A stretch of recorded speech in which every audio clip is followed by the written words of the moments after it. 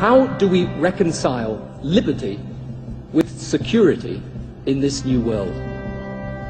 Let me say something to you. I don't want to live in a police state or a Big Brother society or put any of our essential freedoms in jeopardy.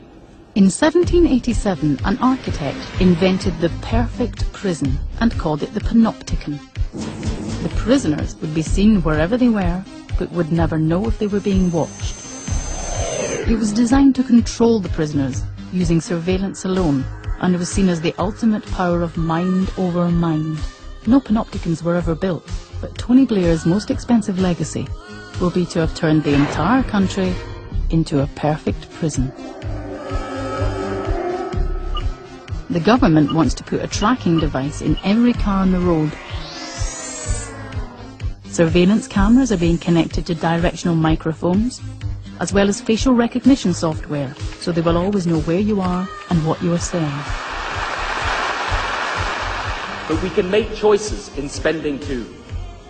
And instead of wasting hundreds of millions of pounds on compulsory identity cards as the Tory right demand, let that money provide thousands of extra police officers on the beat where they can actually protect people.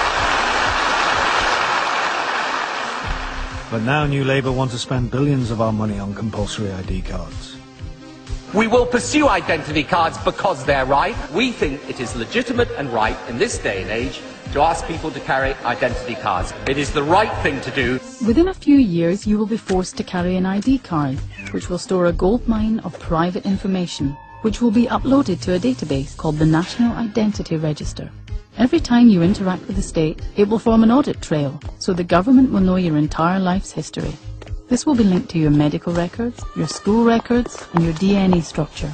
Gordon Brown has already said that he will sell your information on to big businesses, whereas computer hackers will be able to get it for free.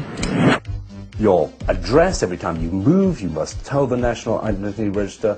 If you fail your 11+, that'll be on the database. Buy a fishing license. If you're a member of a trade union. Go to the pharmacy to get drugs for your arthritis. If you've got HIV/AIDS, that'll be on the database. Put your child in school. Then, when you apply for a job, they'll look at you, push you out, never consider you. And that is the police state. Why should they have this information? Why should they know? What do they want with it? Why can't they just butt out of it? Hello. How are you? The information held on you and your children will be used to stop crimes being committed even before they've taken place. Very nice. If we're not prepared to predict and intervene far more early, then there are children that are going to grow up in families that we know perfectly well are completely dysfunctional, and the kids a few years down the line are going to be a menace to society and actually a threat to themselves. I'm interested in how early, because a lot of the evidence suggests you need to be getting in there while the child is still in nappies, frankly. Or pre-birth, even. But if you've got nothing to hide, you've got nothing to fear. Mr. Blair, please. The danger over that I fear in the great data collection, the database, is incompetence. Computer says no. If the computer says no in a society where virtually everything that you do relies on the computer saying yes, what is that? Is that a one-off event, or is that from that point on, until you sort it out, you're a non-person? In the past, they have had to justify each interference with our privacy and our liberty, and now we will have to justify our existence, our identity to them. To say if we introduce identity cards, which after all large numbers of countries in the world have, that this is an authoritarian act is absurd. It is truly absurd. Lots of other countries do have ID cards, but in most cases they were forced onto the people by authoritarian dictators like Napoleon. ID cards were introduced to Britain during the Second World War. Churchill regretted taking our dearly valued liberties and promised to scrap them once the war was over. But he lost the post-war election before he could, and the incoming Labour government kept them on. The information on the cards shot up, and police began to demand them from people at random. In 1950, Harry Wilcock, an ordinary man from Leeds, took a stand. The police ordered him to show his ID card, but he refused. and said, "I am a liberal and I'm against this sort of thing." He was arrested, but fought his case to the highest court in the land, and as the cards were so hated, he became a national hero. The judge ruled that to demand an ID card from all and sundry has turned law-abiding citizens into law-breakers. The government abolished the cards and gave the nation back its privacy.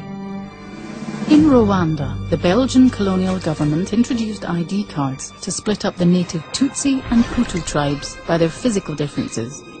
In 1994, the country devoured itself. An ID card marked Tutsi would get you killed at any roadblock. As everyone had an ID card, it made the genocide incredibly efficient, and nearly 1 million lives were taken in only 100 days.